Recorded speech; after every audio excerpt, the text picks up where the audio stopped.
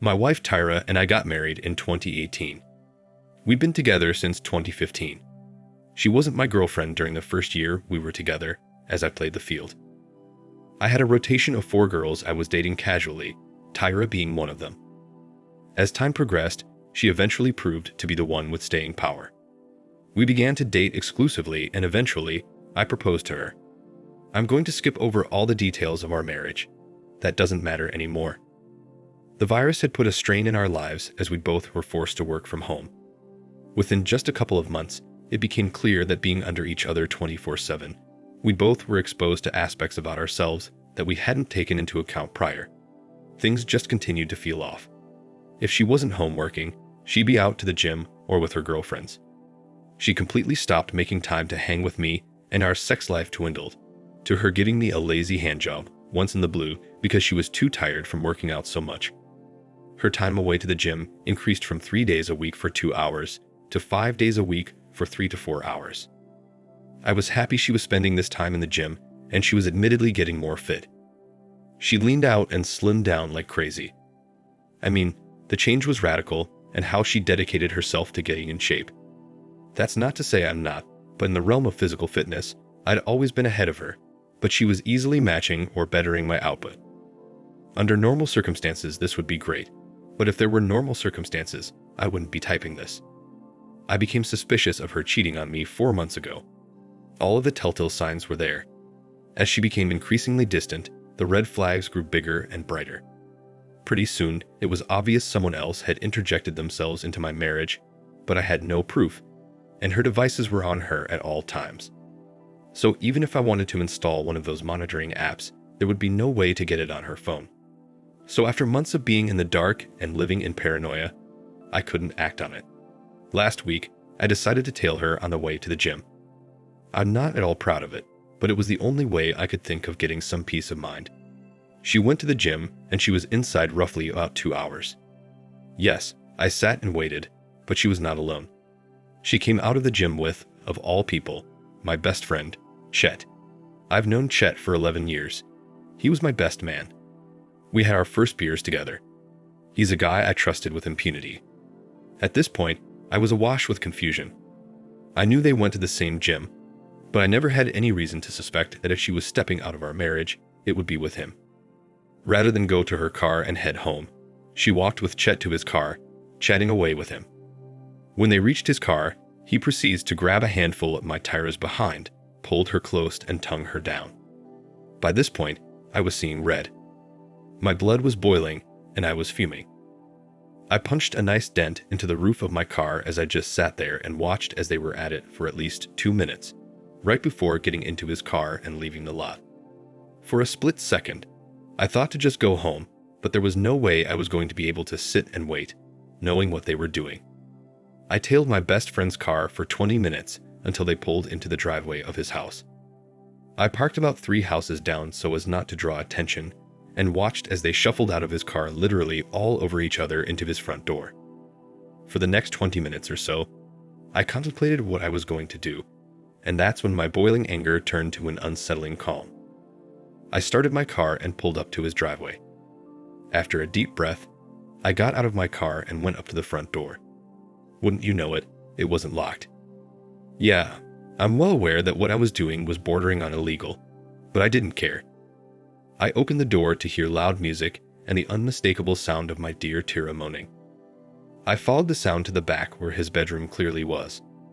I stood at the door and made peace with what was happening on the other side of the door, as well as make peace with what I was about to do. I made a quick check on the door, and it was not locked.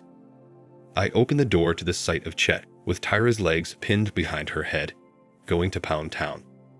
Without even a second thought, I lunged forward into the room, and in 2 steps, delivered a swift teep kick right into his right rib cage. For those who don't know what teep is, it's basically a front kick. A jab with your foot rather than your fist. It made a satisfying crack as he went flying out of her and off of the bed. The moment she saw what was happening and noticed me, she shrieked in terror. Chet got off the floor, clutching at his side where I'd kicked him, only to get a glance at me a couple seconds before I came over the top with an overhand hook, hit him right on the button, and he crumbled like a steak cookie. Tyra at this point jumped in between me and Chet, begging me not to hurt him and just leave. He staggered back up to his feet, trying to say he was sorry. I lost it then and there. I shoved her out of the way, tackled him to the floor, and proceeded to beat the crap out of my former best friend. He didn't even try to fight back. He just attempted to cover up as I rained bombs on him. Tyra made 2 failed attempts to pull me off of him, but I wanted my 10 pounds of flesh. After laying a beating on him, I stood up and kicked him flush in the same rib I'd kicked him off the bed in. He let out a horrible scream. I'm almost certain that one broke a rib. He was laying on the floor, naked and grimacing in pain, and Tyra was tending to him and trying to calm him down. The sight of her trying to protect him sent me into a dark place. As she stood up and looked at me after trying to console him, I looked right in her face, telling her she disgusts me, and she'd better get used to being here because she had no home with me anymore. As I turned to leave, she was crying uncontrollably and begging me not to leave, that she could explain everything. She tried to grab my arm, and I snatched it away, followed by shoving her to the floor. She was half naked, following me out of his house, begging and pleading me not to go, and that we could all talk about this. It was like I stepped into the Twilight Zone or something. As I got in my car and peeled out, the weight of it all hit me. I didn't get a half-mile away before I had to pull over. I was sobbing uncontrollably over the loss of not just my marriage, but my friendship. I knew things were shaky with me and Tyra, but for her to do this to me with my friend of all people, that's a level of hurt I don't wish anyone to experience. Then it sunk in that I just beat a man in his own house. Now I was panicking whether or not they'd call the cops on me. I hit the gas and floored home. I didn't sleep a wink the whole night.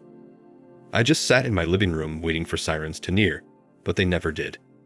Around 6:30 a.m. that morning, Tyra returned. The moment she saw me, she just fell to her knees bawling.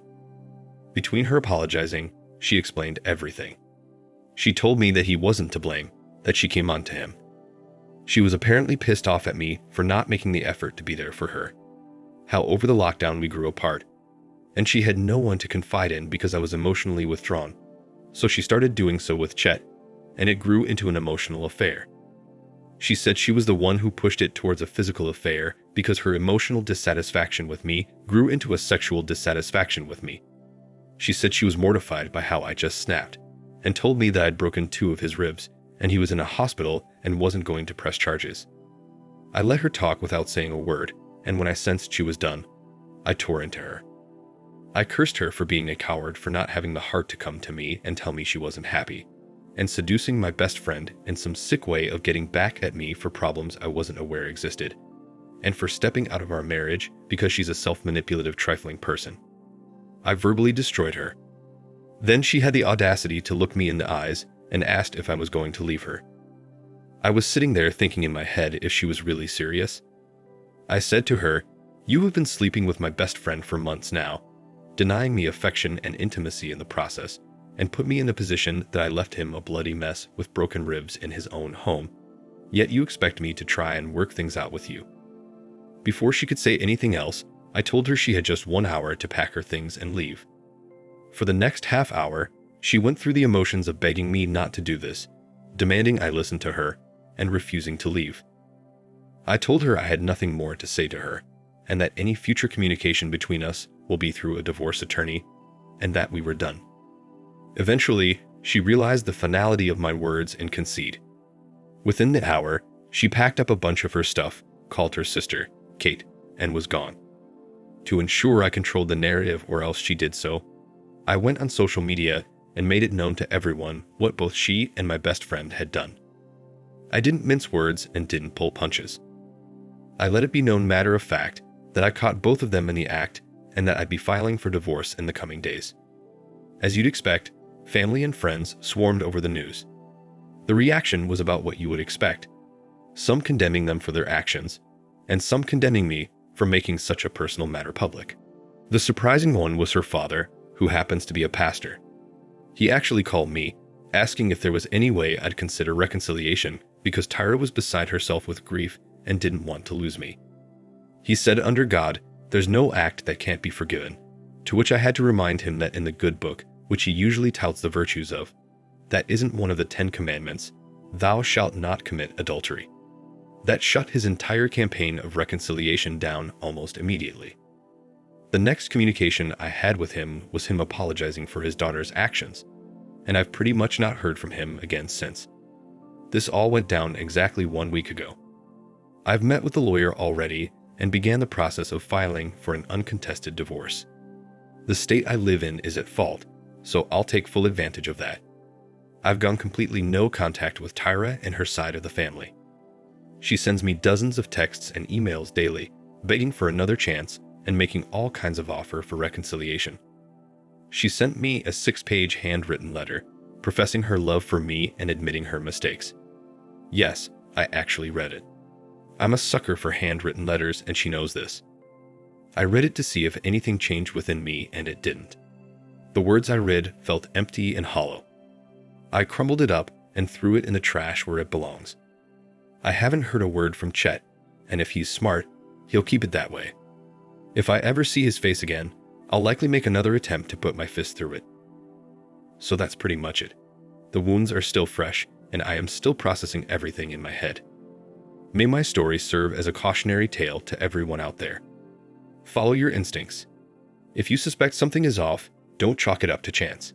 Seek answers and follow through. I don't advocate for physical violence, but don't hesitate to confront a cheater when you have caught them in the act.